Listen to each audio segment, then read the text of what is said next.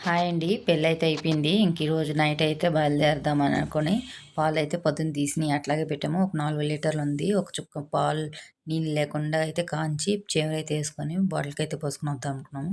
ఈ ఖాళీ రబ్బర్‌లో అయితే పెళ్ళికి పోయే హడావిడిలో పాలు పోసి పెట్టేసింది మా అత్త. అయి సుండి, సుండి, సుండి అట్లా అయిపోయింది.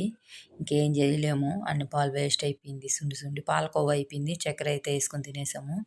ఈరోజైతే బయలుదేరేసి అయితే వచ్చేసాం. బస్సులో అయితే వెళ్ళాము ఈసారి. పెరుగైతే బాగా గట్టిగా పేరుకుపోయింది. ఇప్పుడు పొద్దునైతే టిఫిన్ తిన్నాము. ఇంకా నైట్‌కి మధ్యాహ్నానికైతే ఇది పెరుగేసుకొని తినేద్దామని చెంబులో అయితే పోస్తున్నాను. చెంబు పైకొచ్చేసింది పెరుగు కరెక్ట్‌గా. ఇప్పుడు కొంచెం నీళ్ళు కూడా వేసి అయితే కోళ్ళకిచ్చేసి పోసేస్తున్నాను. ఇంత పెరుగు బెంగుళూరులో ప్యాకెట్లు తెచ్చి చేయడం అంటే అస్సలుకు కుదరదు ఇంత గట్టిగా. దీన్ని మజ్జిగ గంజిలిగితే ఎంత వెన్నొస్తదో. మజ్జిగ చేసుకొని ఏం చేసుకోను. నెత్తి మీద పోసుకోవాల్సిందండి మజ్జిగకి.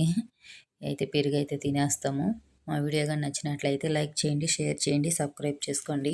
మేమైతే తిరుత్తణికెళ్ళాము. తిరుత్తణి నుంచి అయితే అత్త వాళ్ళ ఊరికి దగ్గరే. తిరుత్తణి చూసుకొని ఇంకా చాలా ప్లేసెస్ చూసుకున్నాం. నెక్స్ట్ వీడియోలో ఎక్కడికెళ్ళామనేది చెప్తాను.